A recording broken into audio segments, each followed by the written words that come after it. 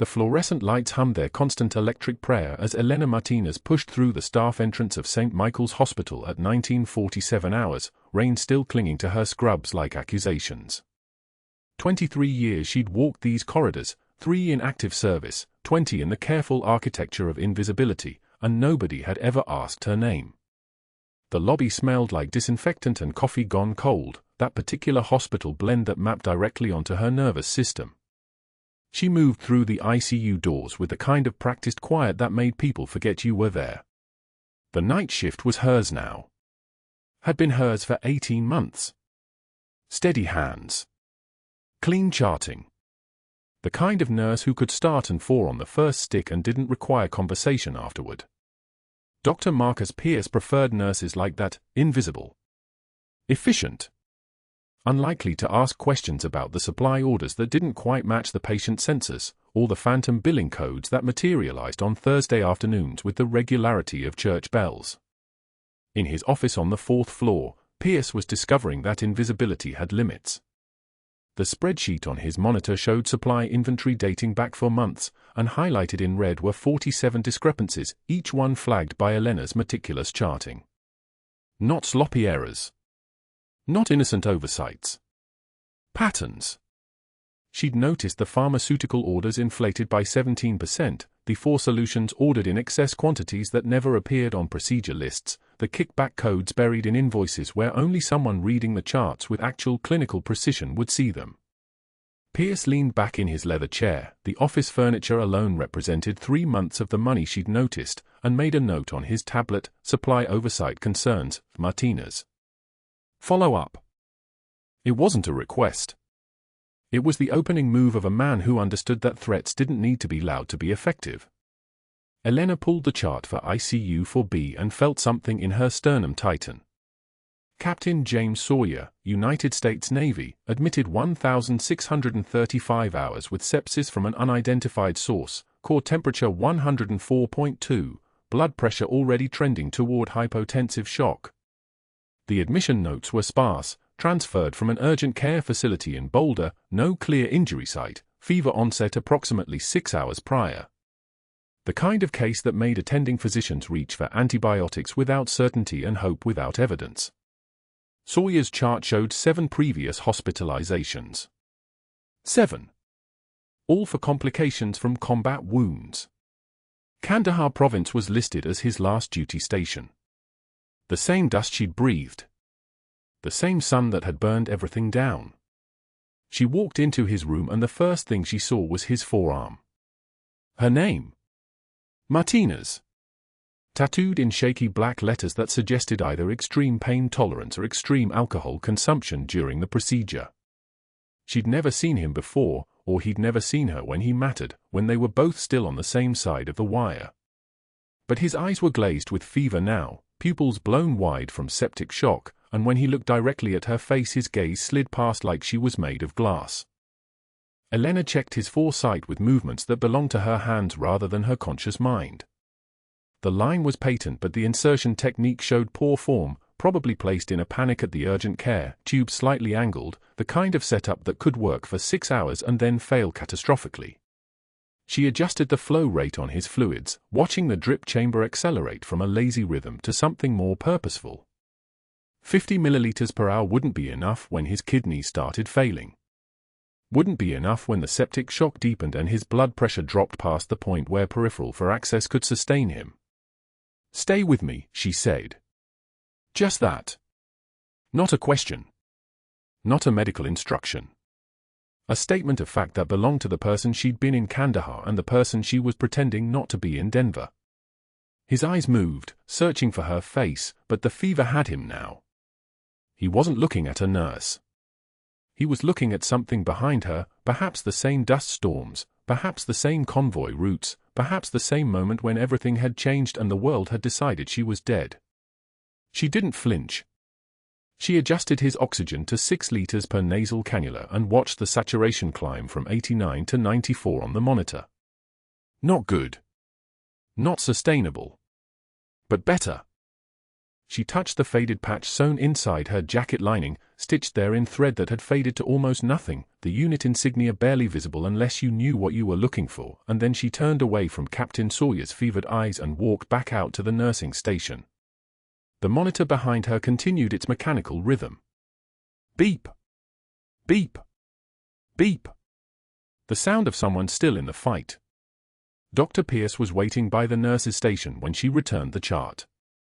He stood with the kind of posture that suggested he'd practiced it in mirrors, chest open, shoulders back, the bearing of someone who'd never been told no by anyone who mattered. His tablet was open. His expression was pleasant in the way that made the back of Elena's neck go completely rigid, though her hands remained steady as they logged back into the charting system. Elena. He said her first name the way someone might name a laboratory specimen. I wanted to touch base about your inventory notes from the supply audit. Yes, Doctor. Her voice came out with a small upward inflection, deferential, the kind of tone that suggested she was acknowledging a superior. She'd practiced this voice for 23 years. It was muscle memory now. The trembling wasn't fear. It was restraint.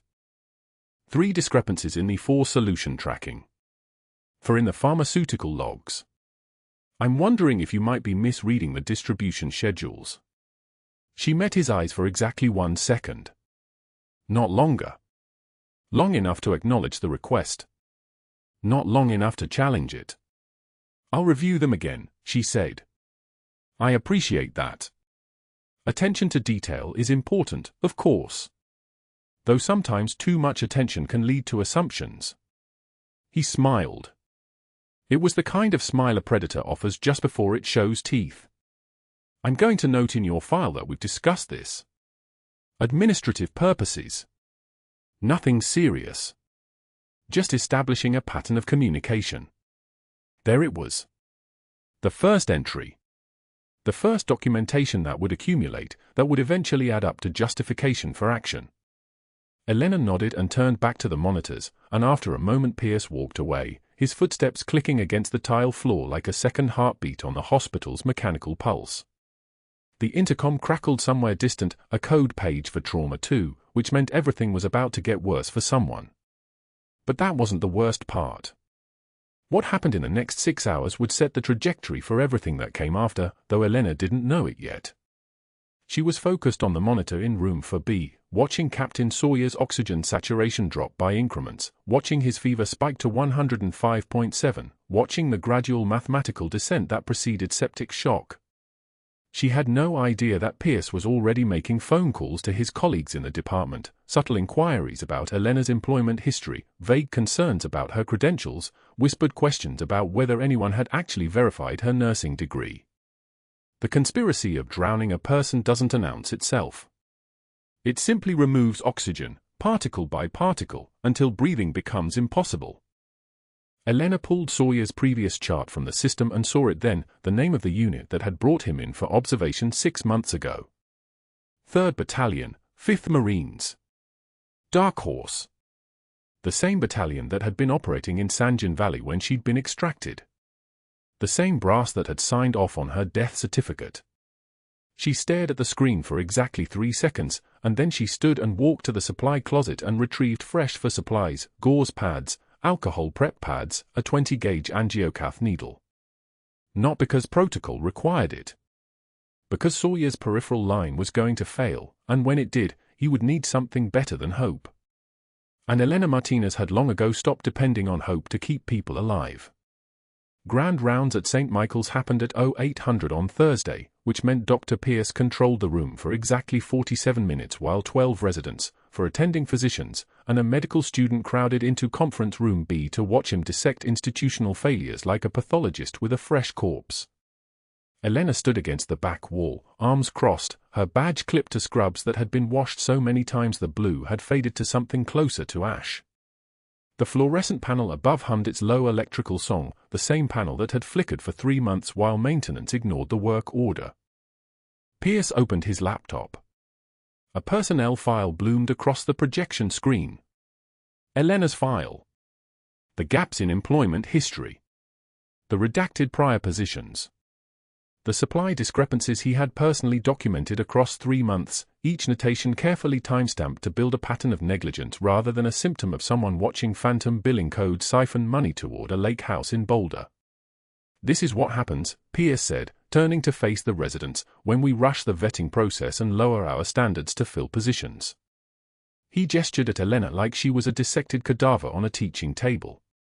The residents shifted, some smirking, one scratching his pen against his notebook in that nervous rhythm of people uncomfortable with casual cruelty but too junior to say anything. Pierce had that effect, the kind of authority that made silence feel like complicity, and complicity felt like safety. "Nurse Martinez here has generated supply discrepancies across critical care for the past 13 weeks. Missing fentanyl documentation. Unsigned narcotic logs. Inventory flags that suggest either incompetence or," he paused, "let the implication hang like humidity, deliberate evasion of accountability." Elena's jaw tightened. Nothing else moved. Her face remained a perfect mask, the kind you learn to wear in situations where showing weakness is tactical suicide. She had been trained to endure this. She had endured far worse under circumstances that would have broken civilians into confession. A hospital attendant pulling her credentials in front of residents was nothing compared to interrogation rooms that smelled like diesel fuel and fear. Nothing compared to watching your team bleed out in sand that still held their body heat. The attending physician leading rounds, a woman named Dr. Reeves who had always been fair, cleared her throat. "Dr. Pierce, those flagged items were explained in the previous supply audit. The documentation gaps were administrative, not..." Pierce cut her off with a smile that was all teeth. "We'll discuss the specifics later, Dr. Reeves. The point is institutional integrity. We cannot function if we hire people with evasive employment histories and credential gaps." He turned back to his laptop, pulling up another slide, this one showing a comparison of Elena's charting volume against baseline staff metrics. "Notice the outliers. Nurse Martinez charts at rates 34% higher than standard. Why do you think that is?" A senior resident answered, "More thorough documentation." Or, Pierce said, "documenting issues that aren't actually there to justify her presence here. To make herself seem indispensable." He smiled at Elena. His eyes held the look of a man who had already decided her fate and was simply enjoying the performance of proving it. "We need to discuss what institutional standards actually mean." The meeting continued for another 16 minutes, but the damage was already distributed, already settling into the air like spore. Elena did not move. Did not defend herself. Did not speak. The trembling was not fear, the trembling would have been fear. This was restraint, and restraint was a weapon she had learned to sharpen on stone. After grand rounds dispersed, Elena walked to the vending machine on the second floor where the coffee was mediocre but the location was isolated enough that most staff avoided it. She fed $3 bills into the slot. Her hands were steady as she made her selection. Behind her, 2 interns clustered near the chip dispenser, one of them was the same kid who had smirked during Pierce's performance in Conference Room B. "I'm serious," the intern stage whispered to his colleague, "did you see her file? Pierce said her credentials are sketchy as hell. Like, does she even have a real nursing degree?" Elena did not turn. Did not acknowledge the words as though they existed in a different universe from the one she inhabited. She pressed the button for coffee.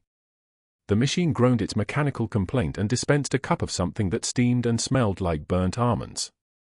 "My uncle's a malpractice attorney," the intern continued, emboldened by her silence. "He says something like that gets flagged, you're basically done. Hospital's liable if anything goes wrong on her watch." Elena picked up the coffee. The cup was hot enough to hurt, which meant the temperature was close to therapeutic. She turned and looked directly at the intern, a stare like black ice, like something that had frozen at the bottom of an Arctic sea and had been patient about waiting for warm things to come swimming down. The intern's smirk evaporated. His colleagues suddenly became very interested in the chip selection. Elena walked past them toward the stairwell. The intern did not say another word. That afternoon, at the staff meeting where patient updates were reviewed, Pierce interrupted Elena's report on post-surgical recovery for a 23-year-old with a splenectomy and internal bleeding management. She had been speaking for exactly 2 minutes, giving her assessment of vitals and medication response, when Pierce raised his hand like a crossing guard stopping traffic. "Before we hear further input from our temporary staff member," he said, and the phrase hung there like an accusation, "I want to clarify the chain of command for treatment decisions in this unit. Treatment decisions go through the attending physician. All treatment recommendations are documented and approved before implementation. This is not a collaborative environment where individual nurses make autonomous calls." He was looking at Elena when he said it. He was always looking at her when he said things designed to diminish. The room felt smaller. The air pressure had changed in the way it changes before a pressure system moves through. Elena finished her report without acknowledging the interruption. 3 sentences. Data only. No interpretation. No clinical assessment. No recommendations. Just facts. When she finished, she closed her notebook and waited while Pierce continued to the next patient. By evening, Elena was at the coffee station on the ICU when Dr. Pierce cornered her, not aggressively, but with the casual authority of someone who knew the answer to a question before asking it. 2 other nurses were visible further down the hallway, far enough away that they would hear raised voices but not clear enough to make out words. "You're a liability, Martinez," Pierce said. His voice was low. His smile was the kind that predators wear when they are about to feed. "One more inventory flag and you're done here. One more chart notation that doesn't match standard protocols, one more patient outcome that makes me question your judgment, and I will personally ensure that you never work in this state again. Do you understand what I'm telling you?" Elena met his eyes.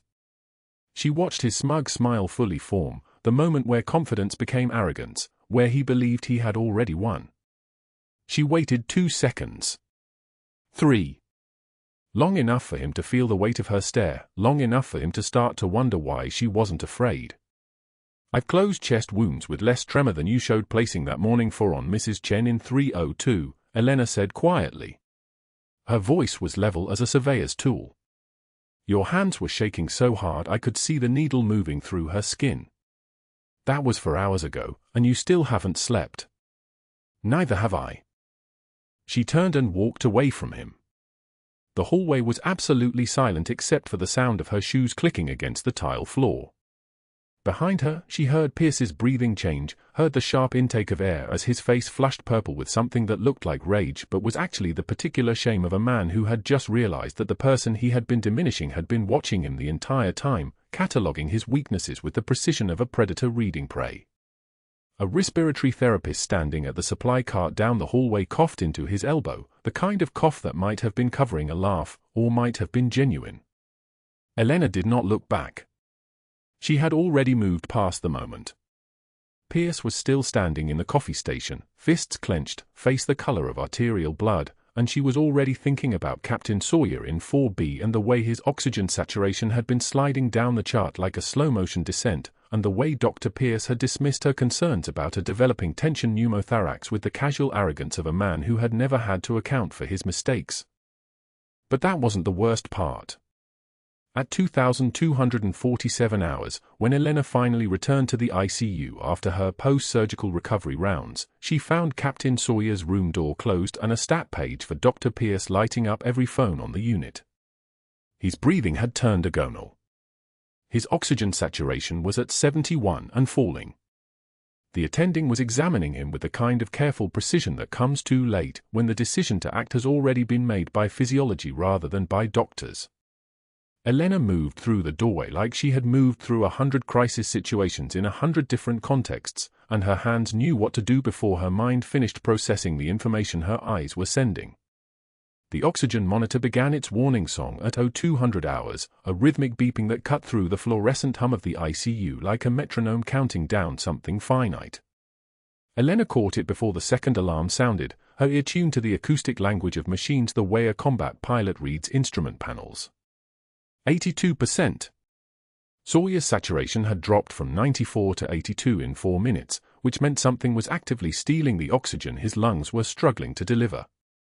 She moved to his bedside without rushing, because rushing creates panic and panic creates mistakes, and Sawyer was already tethered to too many machines that could fail if panic entered the room. His neck veins had begun to distend. That was the detail Elena's brain catalogued and filed into the urgent folder.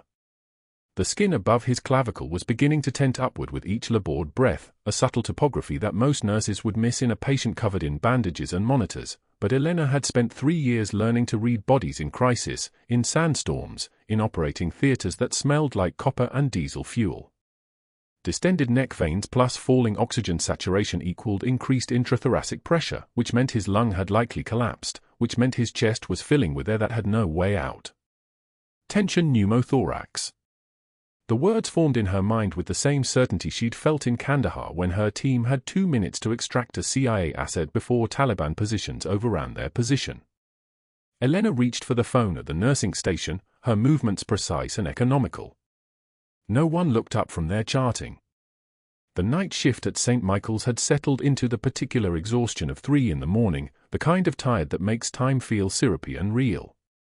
She dialed the attending physician's direct line, the one printed on the census board, and waited through 3 rings while her eyes tracked Sawyer's chest through the glass partition.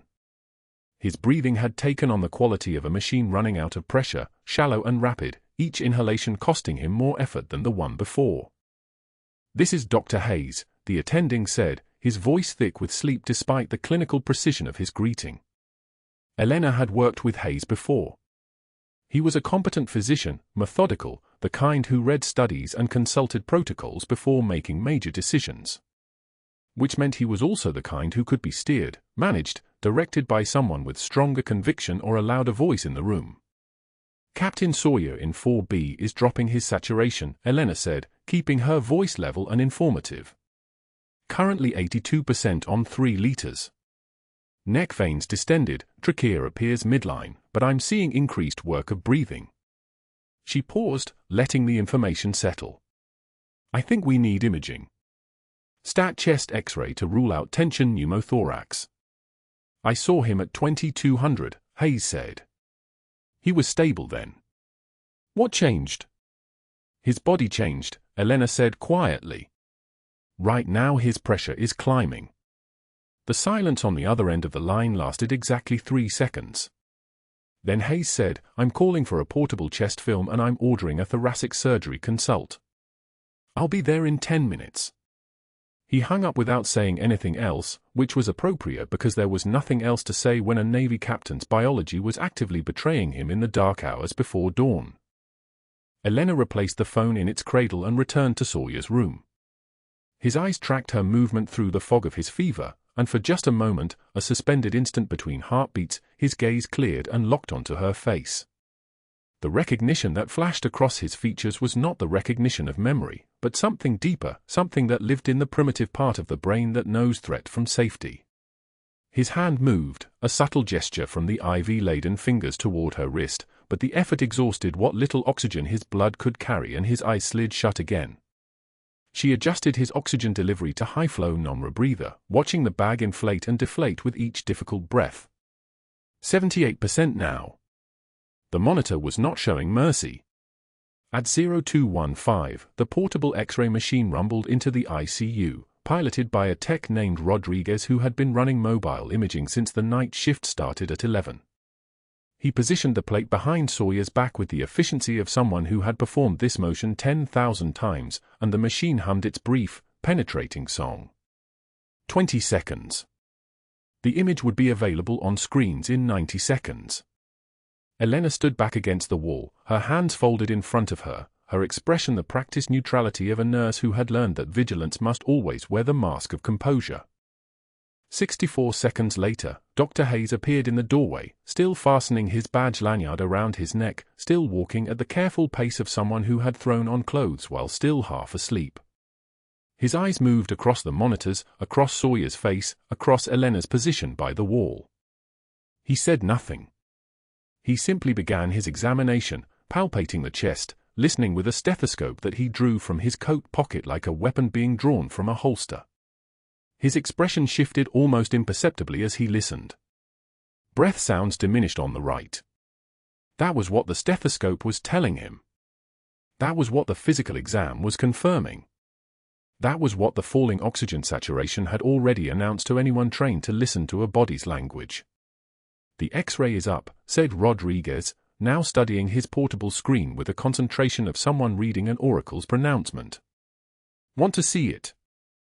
Hayes was already moving toward the image, and Elena followed him without being asked, which was still, just barely, her job.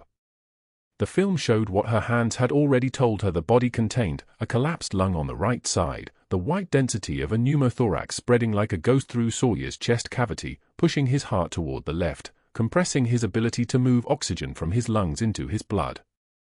Tension pneumothorax. Not suspected. Confirmed. Present. Active. Now. We need to move him to radiology for a CT, Hayes said, already reaching for his phone. Get him on transport monitors, push another unit of. Doctor. Elena's voice was quiet, but it cut through his momentum like a blade through silk. Hayes turned, his expression shifting from focused concentration to something that resembled annoyance at an interruption. Elena kept her voice steady, clinical, the voice of a nurse reporting vital sign data. His saturation is 68 and falling. He's entering altered mental status. At this rate, he's got maybe 15 minutes before cardiac arrest. Hayes blinked. The blink of a man whose mind was running calculations about procedures and protocols and radiology schedules, and whose calculations were suddenly being overridden by the mathematics of physics and human physiology. 15 minutes. That was not long enough to move someone to another room. That was not long enough to get CT confirmation. That was barely long enough to. He needs immediate needle decompression, Elena said. The words emerged in the same steady tone, but they were not a suggestion and they were not a question. Right side, second intercostal space, midclavicular line. 14-gauge angiocath needle. We do it now or we call a code in 5 minutes. And that was when Dr. Pierce's voice cut through the room like winter breaking through a poorly sealed door. Step away from the patient, Nurse Martinez. Pierce was standing in the ICU entrance, his white coat pristine, his expression composed into something that resembled professional concern but felt like a predator's smile. He had not been called. He had somehow been informed. He was already here, which meant he had been watching, waiting, anticipating that Elena's clinical accuracy would eventually clash with his institutional authority. Elena realized in that moment, with the clarity that comes from years of operating under fire, that this was not about Sawyer anymore. This was about something much older and much more personal. Doctor, Elena began, keeping her hands visible and her body language deferential, though everything in her training screamed to move toward the patient and initiate the procedure that would save his life. His saturation is. I know what his saturation is, Pierce said, and he moved into the room with the confidence of a man who had never been questioned, never been challenged, never been confronted with evidence that his perception of reality was incomplete. He examined Sawyer with the same stethoscope Hayes had used, with the same physical precision, but his examination was slower, more deliberate, the examination of a man who was building a narrative rather than confirming a diagnosis. A collapsed lung. The lung will still be there if we get confirmation imaging. Moving him when he's unstable exponentially increases the risk of complete decompensation during transport. He's already decompensating, Elena said. 59% on the monitor. Sawyer's lips were beginning to show a faint cyanosis, a ghostly blue that meant his blood was no longer efficiently carrying oxygen to the tissues that needed it to survive. Another 5 minutes without intervention and he codes. Pierce turned to face her directly, and his smile widened just enough to show teeth. Are you a registered nurse with a questionable employment history, suggesting that you know better than a board-certified attending physician about appropriate patient management? The room went so quiet that Elena could hear the hiss of the oxygen flowing through Sawyer's mask, could hear the mechanical whisper of the ventilator in the next room, could hear the fluorescent lights buzzing their small electric song overhead. Dr. Hayes stood frozen between them, caught between protocols and professional hierarchy, between medicine and bureaucracy. The night shift nurses at the station pretended not to be listening while listening intently to every word. I'm suggesting that this patient requires a needle decompression in the next 2 minutes, Elena said quietly. Her voice had dropped half an octave, had shed the deferential softness and taken on a different kind of timbre, something tempered and sharp. I'm suggesting that delaying for imaging confirmation is not consistent with standard ATLS protocol for tension pneumothorax. I'm suggesting that Captain Sawyer is going to die if we don't act now. Captain. Pierce's laugh was a thin, cutting thing. He's not a captain. He's a patient. Elena looked at Dr. Hayes. She looked at the monitors. She looked at Sawyer's face, still and grey except for the terrible effort of breathing, except for the name inked on his forearm in letters that read like a prayer in a language only the two of them spoke. 54%. Get me a 14-gauge angiocath, Elena said to no one in particular, her hands already moving toward Sawyer's right side, toward the space between his ribs where physics and anatomy and the certainty of her own training told her the needle needed to go. And get me some betadine. Stop, Pierce said, and it was not a request. It was the word of a man who had practiced the exercise of authority so many times that he had begun to believe it was absolute, begin to trust that speaking a command was the same thing as it being obeyed. I am removing you from this patient's care team, effective immediately. Ms. Martinez, you are being reassigned. Elena's hand stilled. Her body went very still. The monitors continued their relentless beeping, a countdown in digital sound, 51%, 50%, 49, the numbers falling like gravity falling, like all the laws of physics bending toward a single inevitable outcome. She turned to face Pierce directly, and something shifted behind her eyes, a cold, clear calculation replacing the careful blankness that had protected her for 18 months in this hospital. You're right, Doctor. I'm reassigned. She stepped away from the bedside, moving with the smooth economy of motion that comes from training encoded so deep it has become muscular memory. She moved toward the door, past Pierce, past Hayes, past the night shift nurses who were now staring openly because they had sensed something shift in the room, some fundamental recalibration of power and presence. At the threshold of the ICU, Elena stopped. She turned back to look at Sawyer through the glass, at his chest barely moving, at the oxygen monitor showing 43%, at Dr. Pierce standing over him with the certainty of someone who had never learned to recognize the moment when certainty becomes catastrophe. The charge nurse approached her at the nursing station. Elena, I need you to step away from the ICU. I'm sorry, I don't make these decisions, but... I understand, Elena said quietly. She hung her badge on a hook beneath her name on the assignment board. Her hands were steady. Her voice was steady. The trembling, if trembling there was, lived only in the space between her ribs, in the part of her that remembered what it felt like to watch someone die because the chain of command had decided that protocol mattered more than pulse.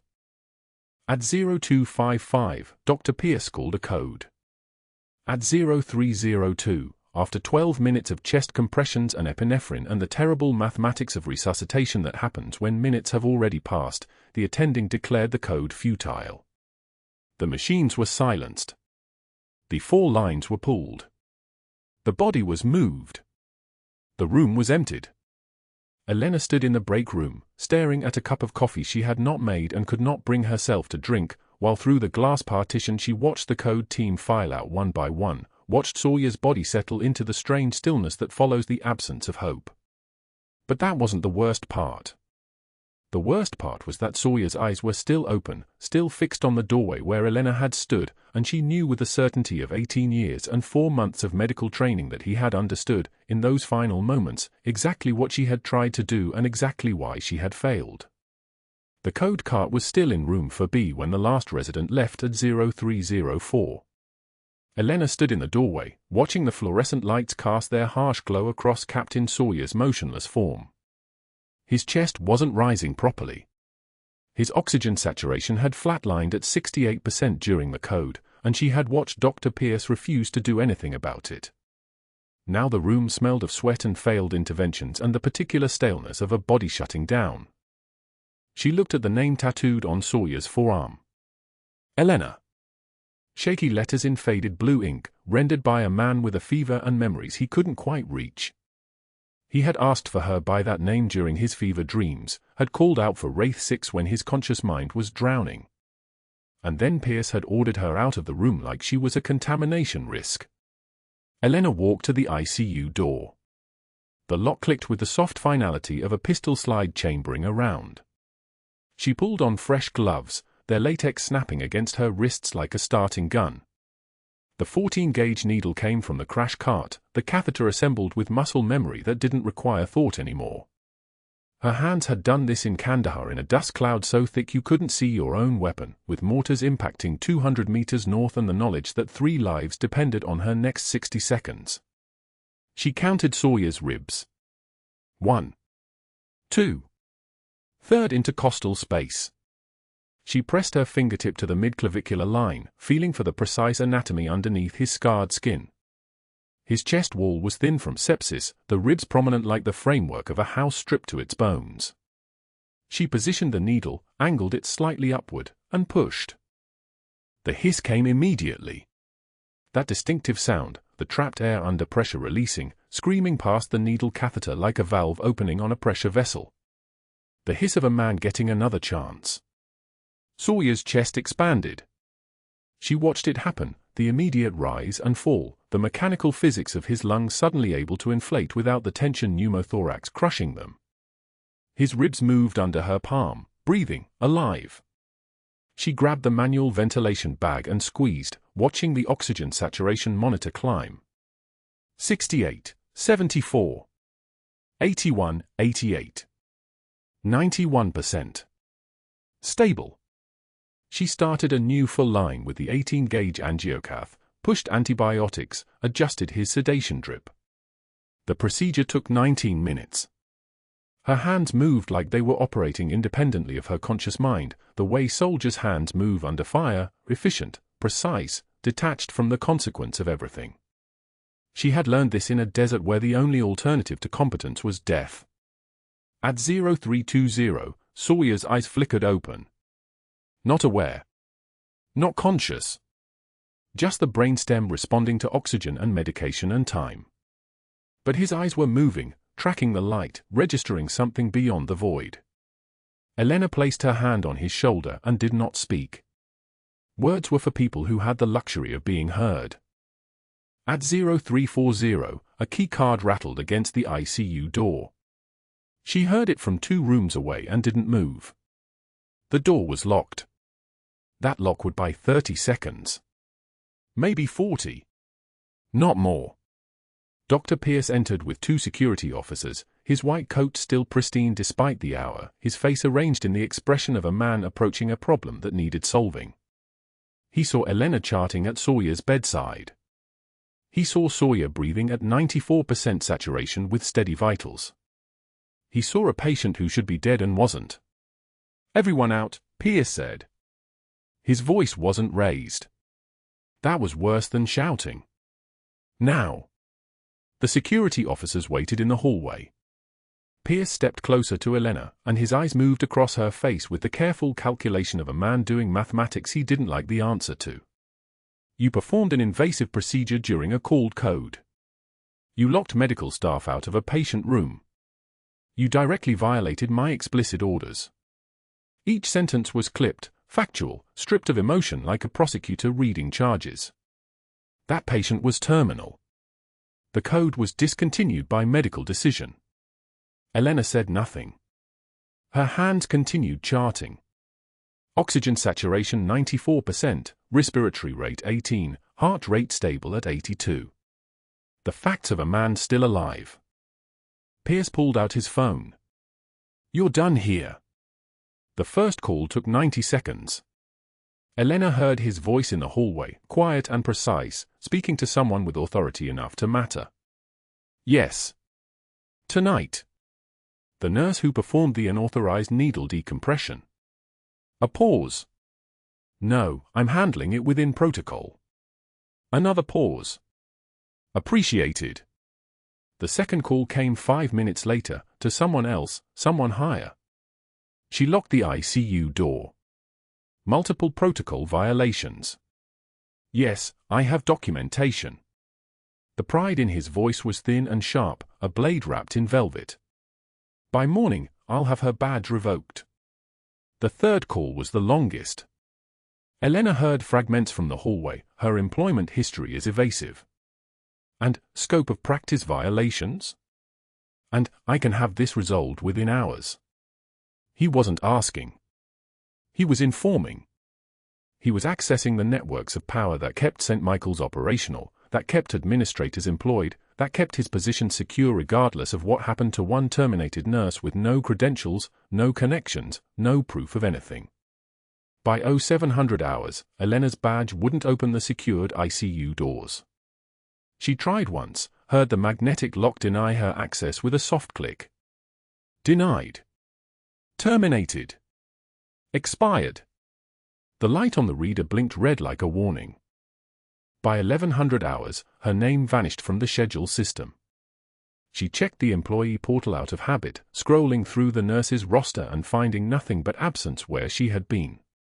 It was as if she had never clocked in, never saved a patient, never existed inside the building's infrastructure at all. By noon, the charge nurse, the same woman who had whispered encouragement during difficult shifts for 3 years, handed her a manila envelope with hands that wouldn't quite meet her eyes.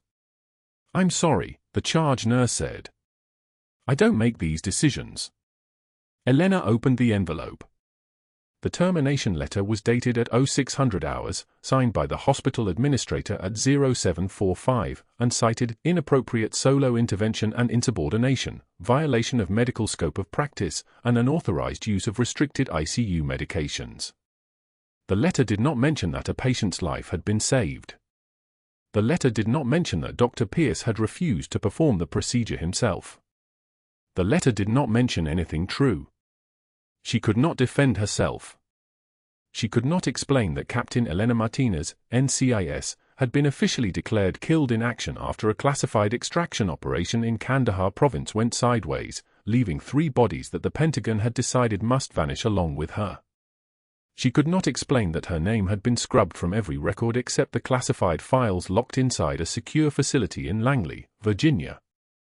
She could not explain that her medals, a Navy Cross, a Silver Star, for Bronze Stars with Valor, were buried in those files alongside the operation designation and the names of the people she had extracted and the people she had been ordered to leave behind. She could not explain any of this because explaining it would prove she had been lying the entire time she worked at St. Michael's Hospital under a false name. Elena Santos, registered nurse. Hired 3 years ago with credentials that were real and documentation that was pristine and a background check that passed every scrutiny because the federal government had signed off on every document. But Elena Martinez, captain in the Naval Criminal Investigative Service, ordered into the wind after Kandahar, was supposed to be dead. She packed her locker in silence. The cracked Air Force mug from her pilot, from the man who had died extracting the CIA asset when the operation went critical. The half-dead succulent from the hospital's break room, something living that had never quite thrived in fluorescent light. A photograph of her unit from 2019, everyone in the frame still carrying the belief that they were immortal. 12 faces. She could name each of them. She could name which ones were alive and which ones weren't. She put everything in a cardboard box and walked out through the emergency department without stopping, without looking back, without allowing herself the luxury of anything resembling emotion. The bus stop bench was on Spee Boulevard, for blocks from St. Michael's, where the rain had settled into a steady pattern that felt like it might continue forever. It was 1,447 hours, 2:33 p.m. in the civilian world, and Elena sat on the bench with her cardboard box while rain drummed against the cardboard like Morse code from someone far away. Her jacket was soaked through. Her hair was plastered against her skull. She had stopped feeling the cold approximately 7 years ago and never quite recovered the ability. A man passed. A woman pushing a stroller. A teenager on a skateboard, already half-drenched and laughing about it. Nobody saw her. Nobody ever did. That had been the entire point of the last 3 years, to be invisible enough that the Pentagon could maintain the fiction that she was dead. She held the photograph through the cardboard, looking at faces that had trusted her and relied on her and stood beside her in a desert where the air tasted like copper and diesel and smoke. Her eyes moved across each person's face, cataloguing who remained and who was gone and who had come home wrong. 12 friendlies extracted. One of them would spend the rest of his life in a recovery room at St. Michael's Hospital, breathing because Elena had locked a door and performed a procedure and refused to accept the verdict that he was terminal. The rain continued. She didn't move. The recovery room door opened with its familiar soft hydraulic sigh, and Elena stepped in to retrieve the stethoscope she'd left draped across the cardiac monitor. Captain Sawyer was sitting up in bed now, color returning to his face, his breathing steady and unlabored, the kind of recovery that shouldn't have been possible given what Dr. Pierce had allowed. His eyes tracked her movement across the room. And then he saw the faded NCIS patch she wore beneath her open jacket, visible now only because she'd stopped hiding it. His body went rigid. The monitors registered the spike in his heart rate, a sudden climb from 78 to 104 in 2 seconds. His breath came shallow. He stared at her face, really stared, the way a man stares at someone he's been trying to remember through 18 months of fevered dreams and fragmented memory. "Wraith 6, he whispered. The words fell into the quiet room like a fuse burning toward something neither of them could stop. His son, who'd been reading in the chair beside the bed, looked up confused. But Elena understood. Wraith 6 was a call sign. Wraith 6 was someone who moved through darkness and brought people home. Wraith 6 was a ghost that the Pentagon had officially declared dead in Kandahar province. Elena didn't answer. She simply picked up her stethoscope and turned toward the door. That's when the Marine Corps liaison froze in the doorway. Captain Marcus Holloway, dress uniform, dress blues, the kind of bearing that comes from 23 years in a uniform that actually meant something, had been making rounds for the Veterans Affairs Outreach Program. He'd stopped by to check on Captain Sawyer's progress. His eyes moved from Elena to the patch to Elena's face, and something shifted in his expression. Not surprise. Recognition. The way a man recognizes a photograph he's been carrying in his pocket for 8 years. Navy Cross recipient, he said quietly. Not a question. A citation. Captain Elena Martinez, NCIS. For extracting 12 friendlies under sustained fire in Kandahar province. The operation was classified. The medal is sealed. He paused. You're supposed to be dead. Elena met his eyes. She didn't nod. She didn't confirm. She simply held his gaze with the kind of steadiness that comes from having survived worse than paperwork. That's when Dr. Pierce's voice cut through the hallway like a knife. This is absurd. He stood in the recovery room doorway now, clipboard in hand, wearing the expression of a man who'd just watched his entire world collapse and was still struggling to believe it. She's a terminated employee. The state board is investigating her for insubordination. She performed an unauthorized procedure on a patient she was explicitly ordered away from. This entire conversation is. The elevator doors opened behind him. A 2-star general stepped out, Army, judging by the insignia, with a face like carved granite and eyes that had seen things that broke lesser men and made them stronger. He wore his uniform like other men wear skin. The hallway seemed to narrow around him. Dr. Pierce turned mid-sentence, and then stopped talking because something about the way the general's shoulders squared made words seem like a stupid choice. The salute came with the kind of precision that should have been illegal in a civilian hospital. Fist to chest, sharp and fast and absolute. The kind of salute that says, I am acknowledging your rank, your service, and your authority to give me orders that I will execute without question. The general's eyes moved past Pierce as if Pierce were furniture. They locked on Elena. Captain Martinez, he said. His voice was quiet. It carried weight. We need to talk about what comes next. Elena's hand moved slowly to her jacket lining, the same place where she'd kept the patch sewn for 3 years, the place where it had stayed close to her heart while she pushed medication carts and cleaned wounds and saved a man's life without anyone knowing that the woman in scrubs was the same officer the Pentagon had declared dead. Her fingers found the fabric. She drew it out slowly. The patch was faded now, dulled by time and sweat and the darkness she'd kept it in. But the NCIS insignia was unmistakable. The general's eyes didn't waver. Dr. Pierce made a sound, something between a laugh and a gasp. You can't just, this is a hospital, not some military. Sir, the general said to Pierce, and the word carried the weight of a dismissal so complete that even Pierce's consciousness seemed to recognize that something had fundamentally changed in his relationship to the universe. You're terminated, effective immediately. The medical board will contact you within 72 hours regarding your license status. Pierce's face purpled. He opened his mouth.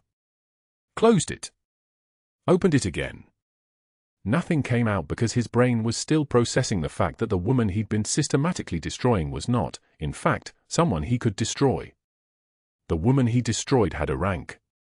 The woman who'd been fired like a troublemaker had worn a Navy uniform to places that required either bravery or madness or both.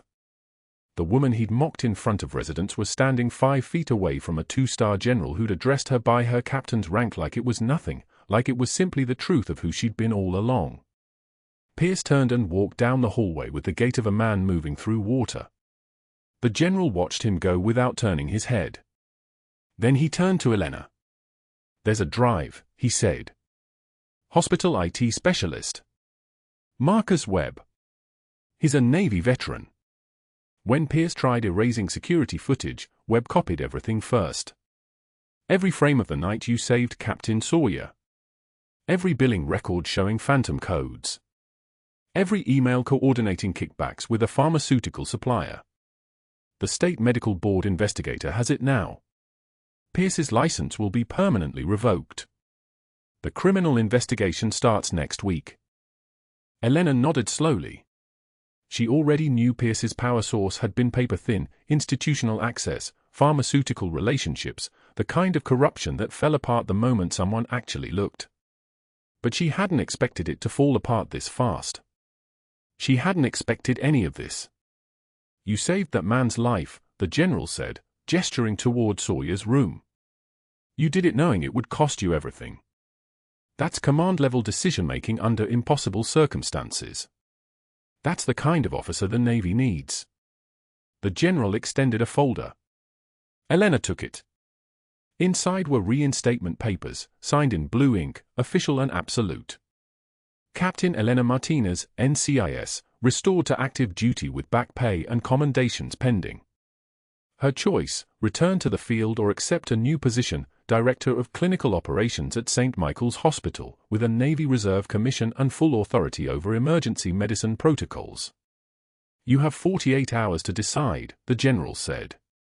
6 months later, Elena stood at the 4th-floor window of St. Michael's Hospital and watched Dr. Pierce load cardboard boxes into a medical supply van in the parking lot below. His movements were slow, mechanical, the movements of a man who discovered that consequences weren't theoretical exercises but actual facts of lived experience. The medical supply van was the kind of job offered by temp agencies to people whose backgrounds wouldn't pass anything else. He'd been stripped of his license, fined $340,000 in restitution, and permanently barred from medical practice. The lake house was gone. His colleagues had stopped returning his calls around month 3. Elena didn't feel satisfaction watching him. She felt something quieter. Something like recognition. The recognition that power wasn't about destroying people who tried to destroy you. Power was about whether you could choose something better. That really the guy? Captain Sawyer's voice came from behind her. He was standing now without assistance, moving with the kind of careful deliberation of a body healing well. He'd been her patient. He'd become something more than that, a reminder of why she'd chosen the hospital over returning to NCIS. Yeah, Elena said. That's him. Sawyer came to stand beside her at the window. His arm had healed, and underneath his shirt was the tattoo of her name. The name she'd given him in Kandahar when she'd carried him through darkness toward a helicopter that he wasn't sure would still be there. The name she'd told him to remember because he had to stay awake, had to survive, had to believe in being brought home. He tried to let me die, Sawyer said quietly. He did. Elena's voice didn't change. You lived anyway. Below, Pierce closed the van doors and climbed into the driver's seat. The engine started, and the van pulled into traffic with the kind of slow resignation of something accepting its destination. Elena's first day back wearing her captain's insignia over hospital scrubs had been yesterday. The insignia was open now, visible, no longer hidden in jacket linings or buried under 3 years of carefully constructed invisibility. The Afghan interpreter had come by with his son and presented her with a hand-embroidered cloth, NCIS insignia worked in gold thread by his wife's careful hands. Marcus Webb from the IT department had shaken her hand. "Welcome back, Captain." The new hospital administrator had asked her to redesign emergency protocols from the ground up, which meant hiring who she wanted, training how she wanted, building something that worked instead of something that protected powerful men's mistakes. In her new office, Elena hung the photograph of her unit on the wall. The frame that had held it in a cardboard box on a rain-soaked bench now held it 3 feet above her desk, visible and real and part of the official record of who she'd been and what she'd done. The cracked Air Force mug from a dead teammate sat on her desk beside a stack of new hire applications. 3 of those applications came from veterans with gaps in their resumes and skills that didn't quite fit standard forms. Elena approved all 3 without reading the rest of the file. People the system had already decided were damaged goods. People who'd seen things that civilian institutions couldn't quite accommodate. People who needed someone who understood that sometimes the quietest person in the room was the one holding it all together.